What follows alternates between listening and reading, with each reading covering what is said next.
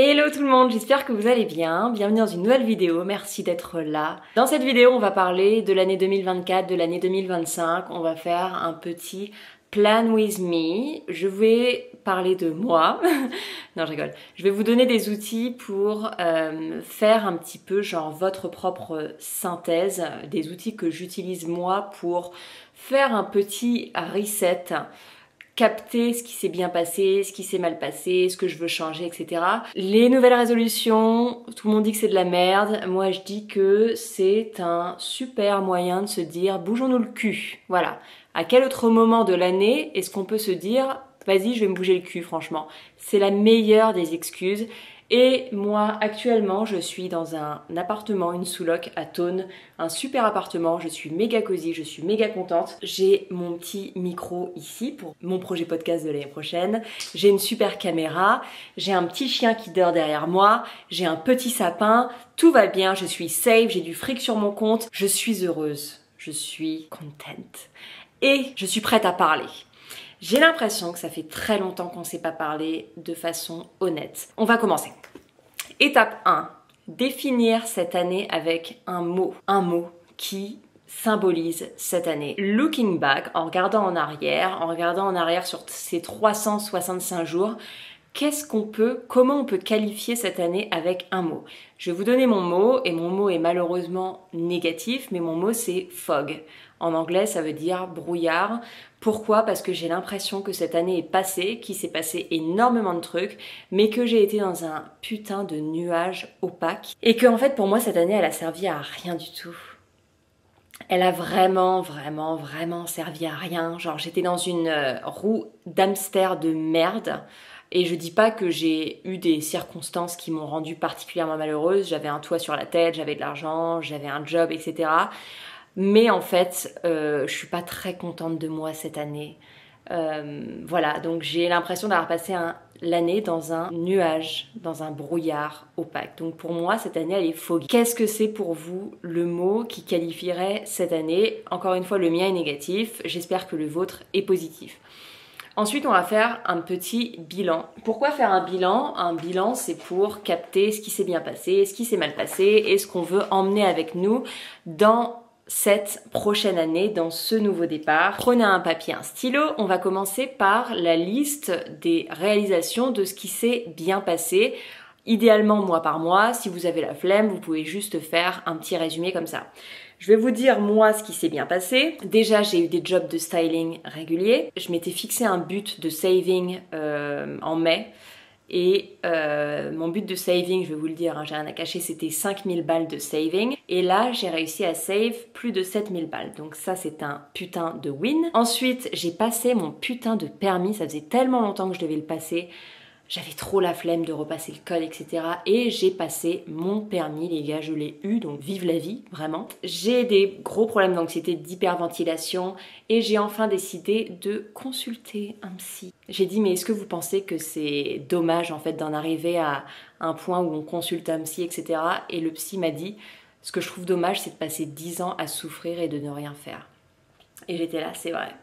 Donc maintenant, je prends une médication pour alléger mon anxiété et pour m'aider à stabiliser mes émotions et ne pas faire comme ça. Parce que les gars, quand je vous dis que je pète les plombs, c'est en mode j'ai des angoisses, genre j'arrive plus à me contrôler quand j'ai des angoisses. Par exemple, quand je prends l'avion, quand je me retrouve dans un ascenseur, et ça va être des moments où genre je perds total contrôle de mon corps. Donc un gros acte de self-love et un gros achievement pour moi cette année, c'était d'enfin aller consulter.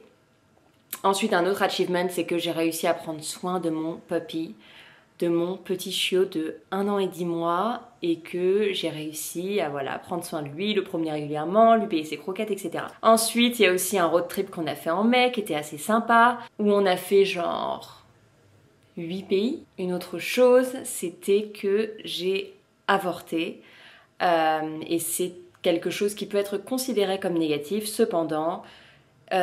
c'est un acte de self-love parce que j'ai décidé de m'écouter, d'écouter mon corps, d'écouter ma tête et de me respecter et de respecter mon propre timing. Donc pour moi, c'est un achievement parce que c'était vraiment pas une décision qui était facile.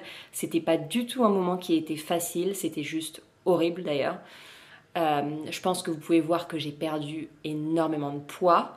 Et c'est en partie par rapport à ça. Pendant une certaine période, je ne pouvais plus manger. Je suis tombée en dépression, ça n'allait pas du tout. Cependant, looking back, un de mes highlights de cette année, c'est vraiment de m'être écoutée. De m'être écoutée, putain. Ouais, absolument. Je vous laisse faire votre liste de choses positives. Encore une fois, idéalement mois par mois. Ou alors, si vous avez la flemme, faites juste une liste comme ça grossière. Ensuite, on va aussi lister les flops de cette année 2024. On ne va pas s'auto-taper sur les doigts, on va utiliser ça comme une redirection, comme une leçon de « je ne ferai pas ci, ça cette année 2025 ». Donc pour moi, clairement, c'était mettre une contraception. Le plus gros flop de cette année, c'est vraiment de m'être perdue. Je me suis perdue, je ne me suis plus fait confiance. La vérité, c'est que pour moi, être en couple et devoir faire toutes mes décisions avec quelqu'un, c'est très compliqué. J'arrive pas à trouver l'équilibre entre la vie de couple ou la vie de bad bitch célibataire, dans le sens où je me dis, bah c'est soit je le quitte, soit je suis avec lui, mais si je suis avec lui, je suis en mode Brie Van de Kamp dans Desperate Housewives. J'ai vraiment beaucoup de mal, on en parle beaucoup avec Brian, il le sait, il est très patient, il est très gentil. On y arrive petit à petit, mais c'est vrai que tous les deux, on n'a pas du tout les mêmes... On n'est pas du tout pareil, en fait. Lui, il est plus campagne, moi, je suis plus ville. Moi, j'ai besoin que ça bouge à fond, genre, jamais je passerai une journée sur mon canapé. Lui, il est plus en mode, je reste sur mon canapé, etc. Et moi, j'ai aussi... Le gros problème, c'est que j'ai vraiment envie de lancer mon propre business et je ne le fais pas. Genre, j'ai un énorme putain de poil dans la main qui fait que je ne fais pas les choses que je veux faire. Et du coup, cette année, j'ai passé vraiment l'année à procrastiner ma maman. Et à chaque fois que je me disais, vas-y, c'est parti, demain tu le fais, demain tu le fais. Genre, il n'y a pas un jour dans l'année où je me suis pas réveillée en me disant, demain tu le fais. Et je ne l'ai pas fait. Procrastination next fucking level. Et du coup, je me suis déçue. Et du coup, j'ai perdu confiance en moi parce que je me dis, en fait, je peux même pas faire ce que je me dis que je vais faire. Et en fait, je me dis, mais en fait, je peux même pas diriger ma vie vers là où je veux la diriger. Genre, je suis complètement victime de cette procrastination, de cette paresse. Et du coup, ma mission pour 2025, c'est de faire les de choses.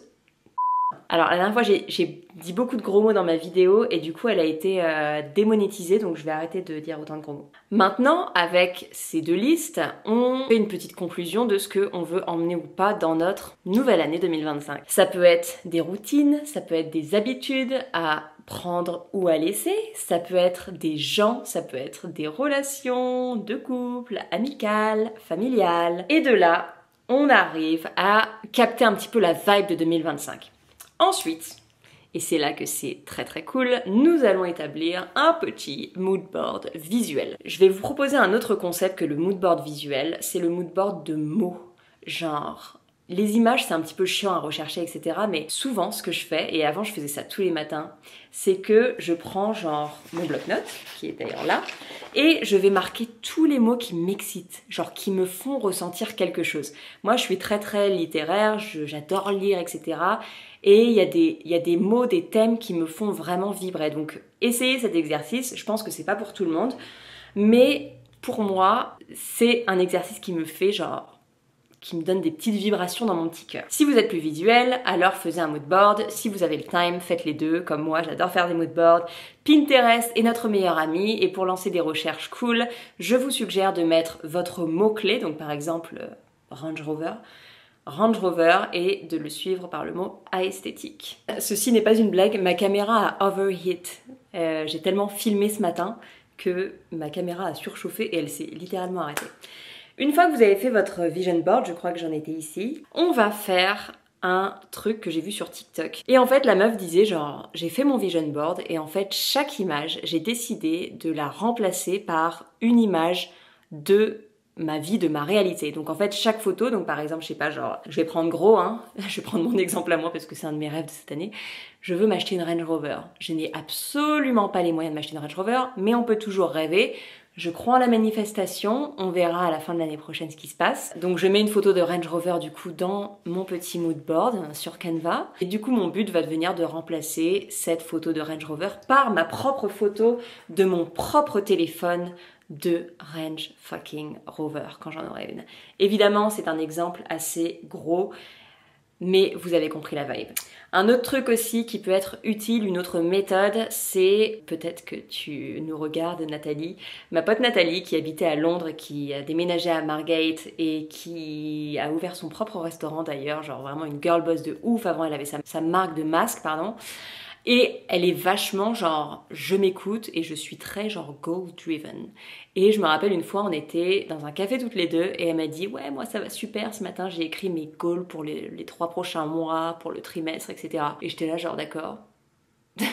J'étais là genre moi j'écris mes goals de ma vie ou mes goals de l'année ou mes goals de la journée, mais j'avais jamais pensé au trimestre. Et c'est vrai que quand tu divises tes goals par trimestre, ça t'aide à avoir une vision un petit peu plus claire de ce que tu dois faire tous les jours ou toutes les semaines ou tous les mois. Donc ce que je vous propose c'est de faire une liste de vos buts et de les diviser par trimestre. Donc du coup vous avez 4 trimestres, c'est ça, 4 trimestres et du coup vous allez commencer. Donc par exemple si votre objectif c'est je sais pas genre adopter un chien, premier trimestre ça va être recherche de la race, deuxième trimestre ça va être recherche du foyer, ensuite ça va être je vais acheter tout ce qu'il faut pour mon petit baby puppy et le quatrième trimestre c'est j'adopte mon baby puppy. Ou alors si votre objectif c'est la perte de poids, au lieu de te dire vas-y je vais perdre 10 kilos en janvier, tu te dis en janvier premier trimestre je vais commencer à rechercher, je vais mettre en place une petite routine et ensuite deuxième trimestre je renforce cette routine et j'ajoute peut-être d'autres petites habitudes et ensuite blabla et ensuite blabla. De là, la meilleure des choses à faire, et je dis ça, je ne connais pas vos buts mais moi en tout cas je vais vous dire un petit peu mes buts après, mais du coup, le but c'est de se créer un espèce de système de routine qui fait que vous allez vous décider à poser des actions chaque jour pour arriver à ce but que vous vous êtes fixé. Maintenant, je vais vous dire moi là les petits buts que je me fixe. Bon, je sais pas si c'est vraiment des buts sur l'année, c'est plus des buts de vie. Je vous dis ça, mais j'espère vraiment les achieve cette année. Déjà, j'ai pour projet depuis 2 ans d'écrire un livre et j'ai écrit tellement. J'ai déjà écrit vraiment pas mal, mais j'ai vraiment du mal à organiser mes idées, à savoir la perspective que je veux donner à ce livre, la morale que je veux lui donner à mes chapitres, comment les organiser, etc. Et du coup, je freeze et du coup, je ne finis pas ce livre en fait. Et du coup, ça me pète les couillasses. Et du coup, c'est un projet que je me donne en 2025 de finir ce livre et de, Inch'Allah, le publier. Ensuite, un autre truc, c'est je veux reprendre mon podcast. Donc j'avais créé un podcast qui s'appelle Unbothered. J'ai fait 3 épisodes, ou 6 épisodes, 7 épisodes, et après je l'ai un petit peu laissé tomber. Et les derniers épisodes que j'ai fait en plus, c'était des épisodes YouTube que j'ai juste retiré l'audio et genre je l'ai mis sur Spotify, genre fucking useless. Et là, j'ai vraiment décidé de me lancer dans une full saison hyper bien produced by myself de Unbothered. Et là, j'ai déjà enregistré plusieurs épisodes, j'ai carrément planifié mon truc, j'ai créé une stratégie et blabla. Et c'est aussi un de mes buts de cette année. Ensuite, j'ai aussi comme but de réussir à faire le grand écart. Alors c'est très très con, mais là j'ai commencé le pilate et le yoga et je suis vraiment passionnée. Et ça a toujours été un de mes buts d'arriver à faire le grand écart, d'être assez souple pour faire le grand écart. Et là je me dis cette année, je vais m'étirer absolument tous les jours pour réussir à faire le grand écart. Mais le plus gros du gros pour moi cette année, c'est vraiment de reprendre confiance en moi dans le sens où je veux me dire, je décide de faire quelque chose et je le fais. La vie est un jeu, le fait d'arriver à ce goal est un jeu et je vais y arriver.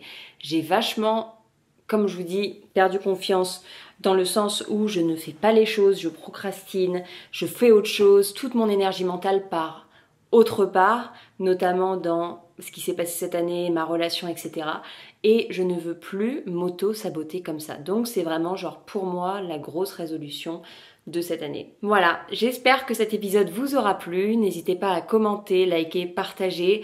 Le podcast arrive très bientôt. J'attends d'avoir enregistré 10 épisodes avant d'enfin le lancer. Mais en tout cas, j'ai méga hâte. J'ai carrément des invités sur le podcast, des meufs méga inspirantes. Ça va être un podcast avec un thème... le mot-clé du podcast, c'est vraiment déculpabilisant. Je veux amener du contenu qui soit en mode normalisons, déculpabilisons et inspirons.